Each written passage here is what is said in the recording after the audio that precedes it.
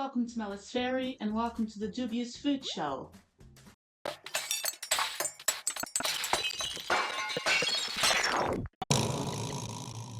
So, this is episode 2, and if you watched the first episode, I mentioned that I had an attempt of a first episode with a pear recipe, and the recording went all wrong, so I ended up doing something else for episode 1. So today we're gonna try the pear recipe again. So what is this? What is it? It is Beedle's Hyoi pears. Hyoi? Hyoi? I'm gonna say Hyoi. I think it's Hyoi. Like Hyoi. That's what I'm gonna call it.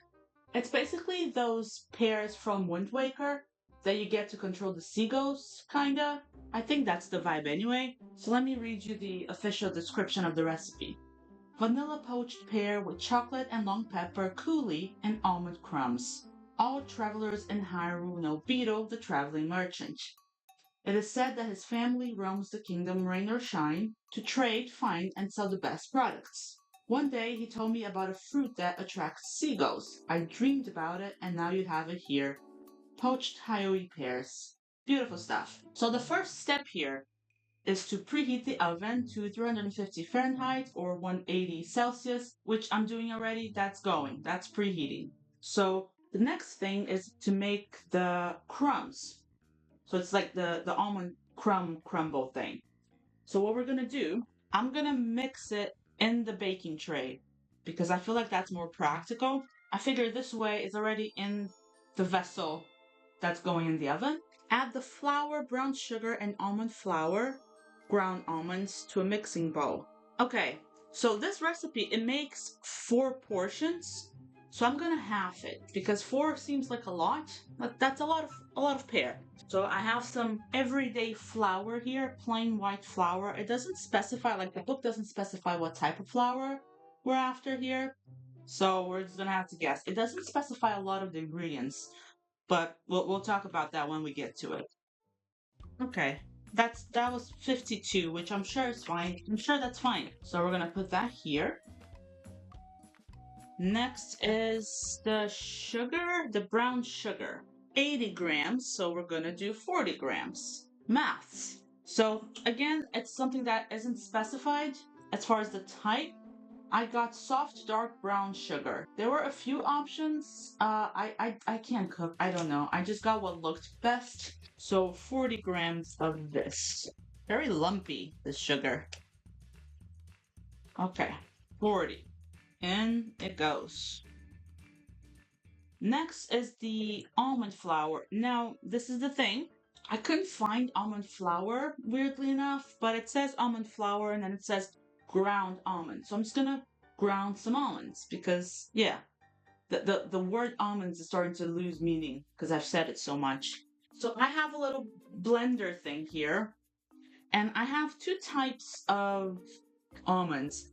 I have blanched Californian almonds, which I used for my first attempt, so I don't have a lot of it left. And then I have like just normal almonds that like aren't peeled or anything to complete the quantity if needs be. So I need 80 grams total, but we're halving things, so it's going to be 40 grams of almonds. So maybe this is enough, I don't know. Of the blanched ones. I don't know how good like the almond skins are going to be mixed together, but we'll see. Today's video is sponsored by Skinny Food, and I am so excited you don't understand because I am obsessed. So something I don't talk about a lot is that over the last year I've actually lost over 100 pounds. I've always struggled with unhealthy food choices, and I'm a snack person. Like, I need to be snacking all day long. And Skinny Food has helped me so much on this journey. They have so many yummy things, sweet and savory, too many things for me to cover in one video, so I decided to show you some of my favorites. These are their Chocoholic Drops. They are literally Smarties, but low sugar. It's like a dream. Another one for my chocolate fix is their chocolate covered almonds. They are so luxe. Their sauces and syrups are insane. My favorite savory ones are Southwest and Chip Shop Curry. I put them on sandwiches, salads, everything. And my absolute favorite sweet one is their sticky toffee pudding one.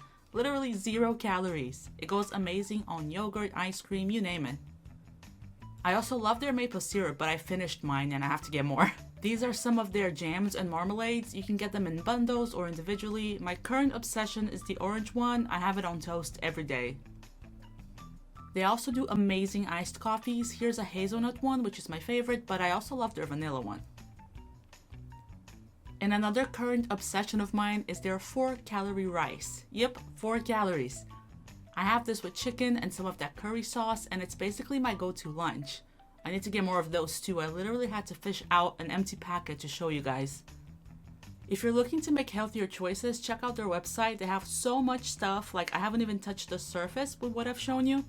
Use my code MaliceFairy for 20% off all products. I will link this in the description as well. Okay, back to the video now. So the blanched ones, let's see how much we have of those. 24 grams of those. Okay, so we'll complete it. We'll complete it. Hopefully the almond skins on these will just add some nice flavor, extra flavor. Am I right? So, okay, 40. So I'm gonna put this in my little blender thing, and I'm gonna go blend. You're probably not gonna watch this happen because the blender is so loud that I feel like it would hurt your ears. So I'll be right back. That was indeed very loud, but we're back. And I will call that a success. Very, very fine powder now. So I think at this point, we just mix it, and then we're gonna add some butter to it. So mixing.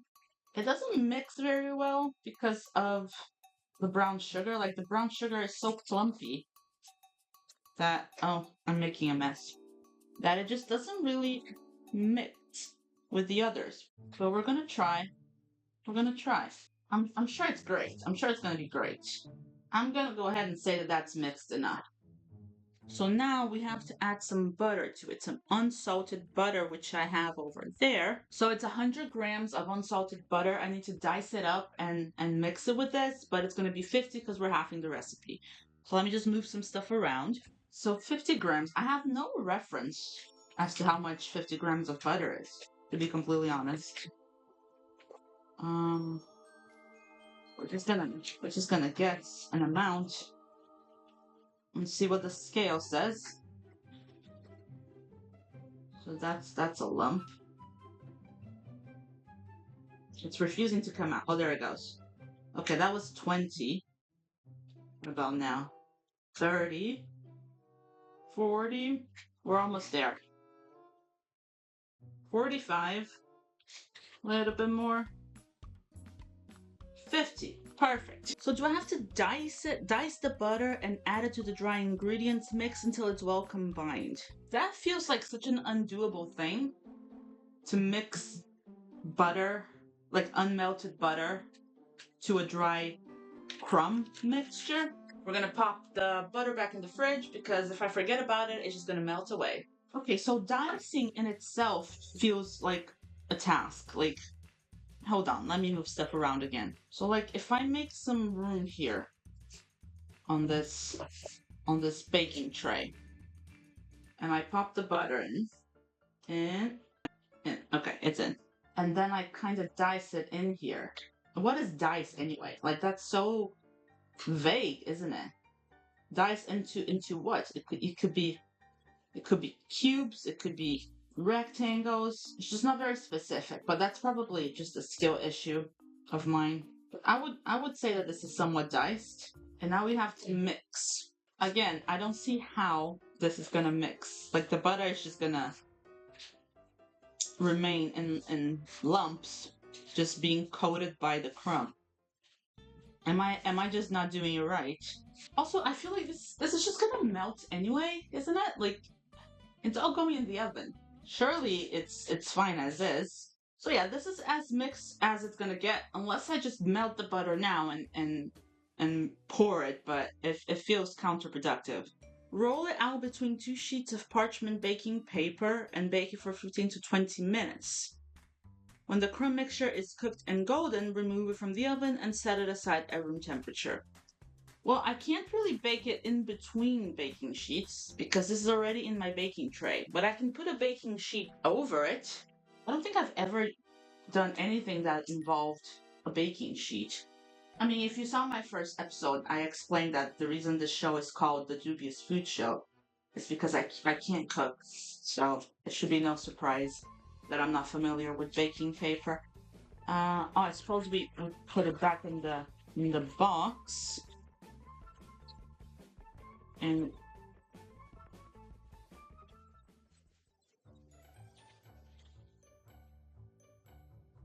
sure. So if you just cover it, maybe squash it down a little bit, like flatten it a little bit. And we're gonna pop this in the oven. Okay, it says 15 to 20 minutes. I'm gonna set an alarm for 15 and we'll see what happens. Okay, what's next? The poached pears. Make a sweet poaching syrup. Add water, sugar, and salt to a saucepan.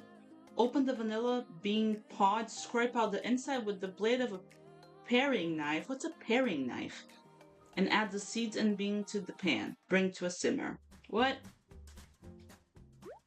Okay, everything's fine. So we're gonna add, it says 3 liters.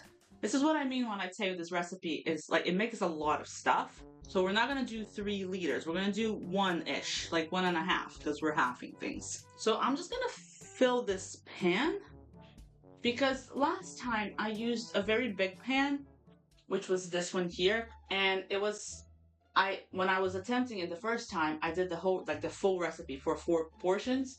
The 3 liters of water filled the pan completely, the big one, and this one is half the size of that one. So I'm just gonna fill it almost to the top, and we're gonna call it a day. So that's how full it is. If you can see, it's like up to here. And we're just gonna add all the things. And at the end of the day, you just want it to be deep enough for the pears to poach. So the sugar, 300 grams of sugar. So we're gonna do 150. Again, it doesn't specify what type of sugar. I got granulated sugar. For sprinkling and stirring, we're gonna stir. So surely it's fine. That is so much sugar. Okay, that's 145, but that's plenty. Insane amount of sugar. Okay. We need a little bit of salt for this as well. It says 8 grams. I'm just gonna guess. So it would be 4, which is not a lot at all. So we're just gonna like just do a little sprinkle. I think that's fine. I think that's just to cut the sweetness. So now with the vanilla bean pod thing, I don't think it's very practical to like cut it in half. That just feels like it's not gonna happen. So I'm just gonna use the whole thing. How do we get in here? Okay, we got it. We got the vanilla bean pod thing.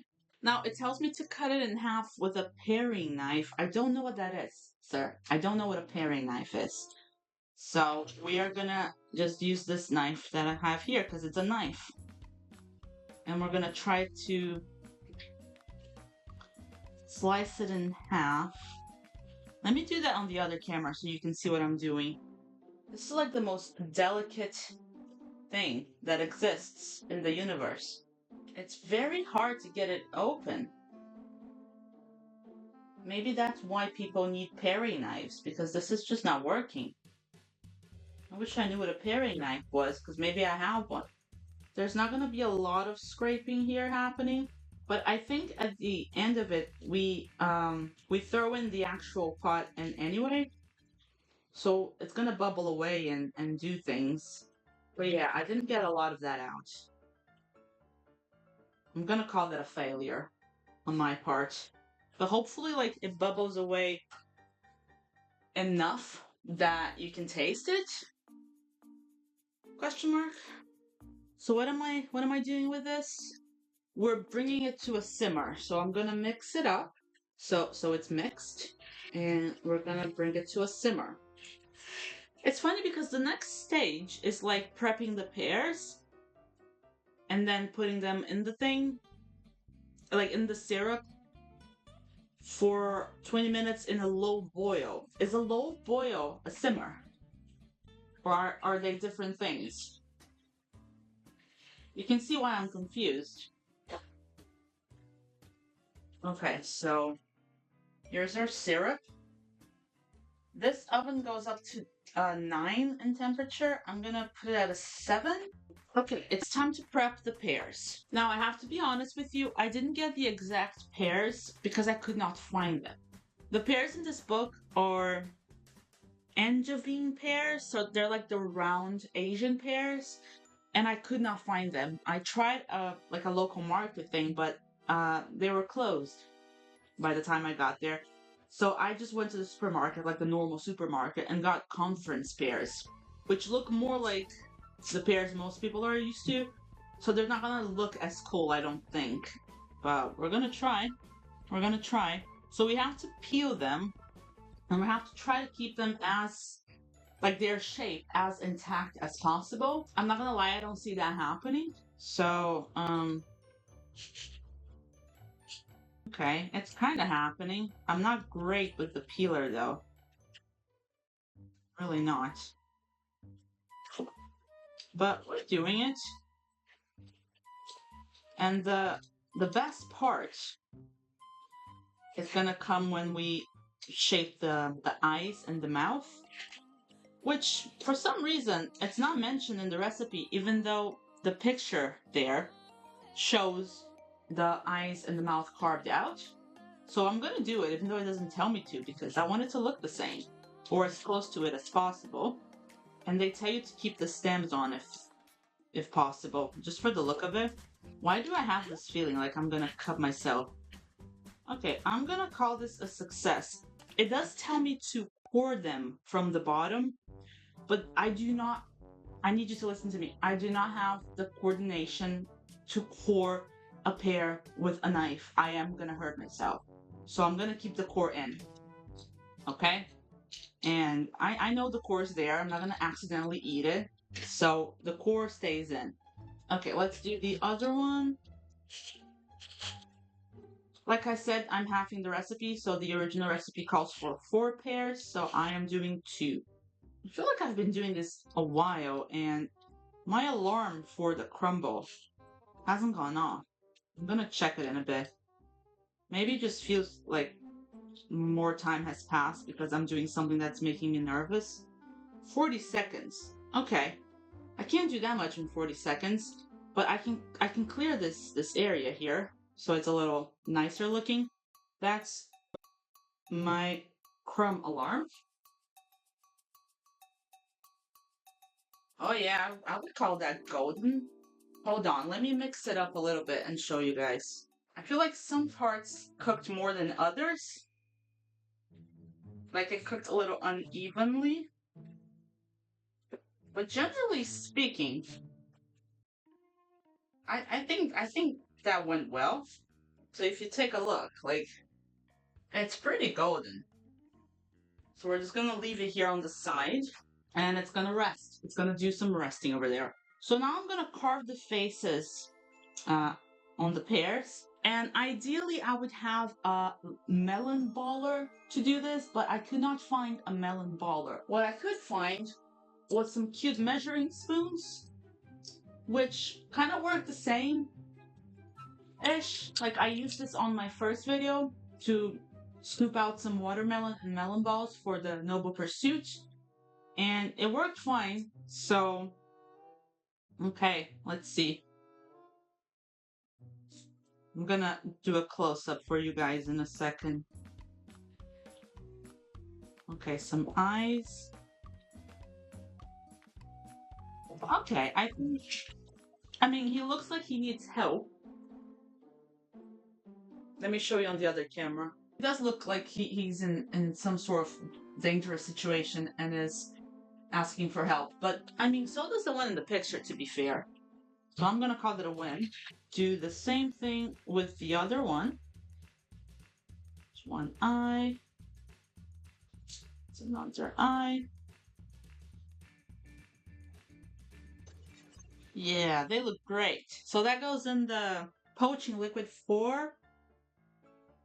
20 minutes. So you go in there in your bath. You go in there. Gonna mix that up a little bit. And I'm gonna just turn the temperature up a little bit because I don't feel like that's a soft boil. I feel like now it's starting to bubble up a little bit. Now we're stuck with some pear balls here.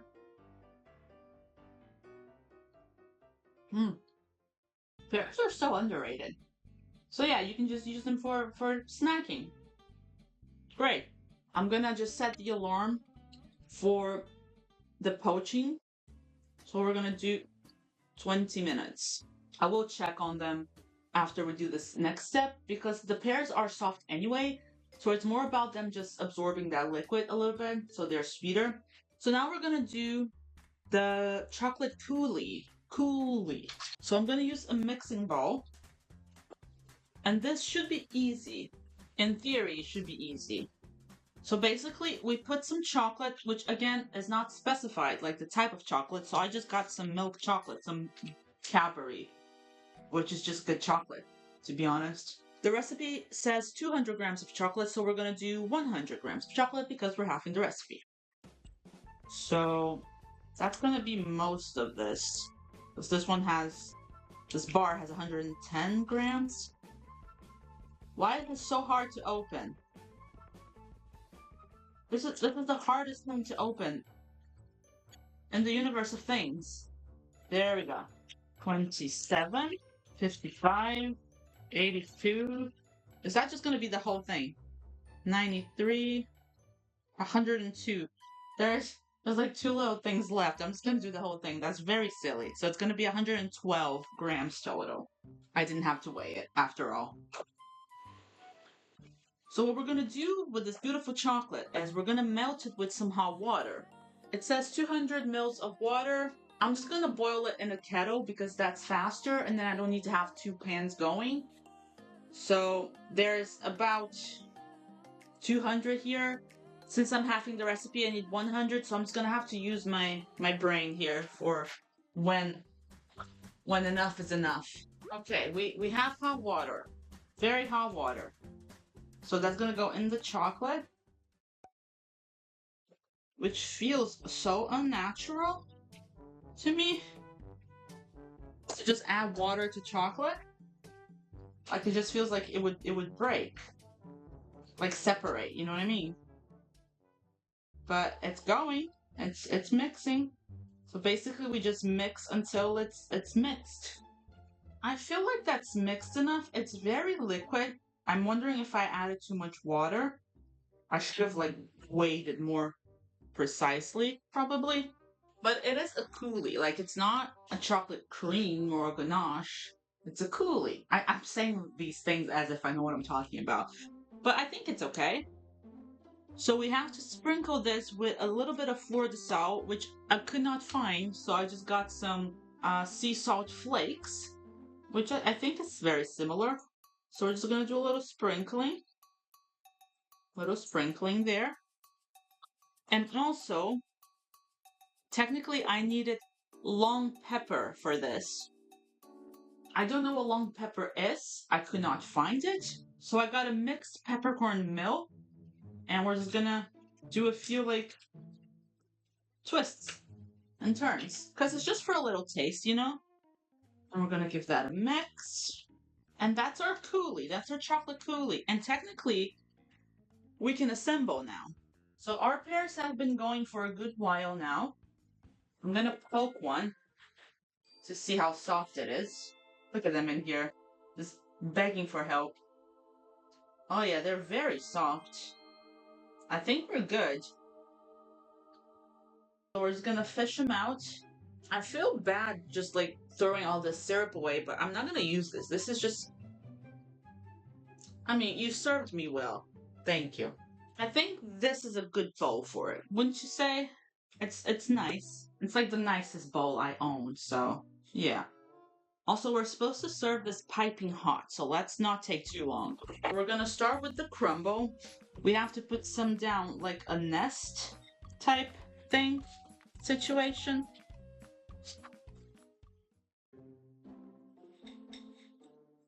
And then we grab a pear. Let's choose this little guy here.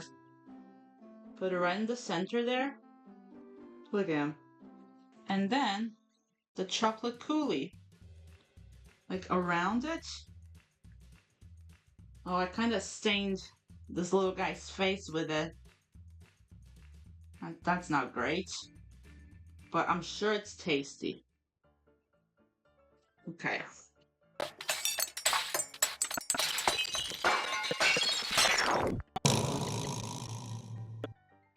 But yeah, other than the like terrifying look on his face, I think I did okay. Shall we try? Get in there. Pear is nice and soft. So we're gonna grab a bite with all of it. The crumb, the chocolate coulis, and the pear. Wish me luck.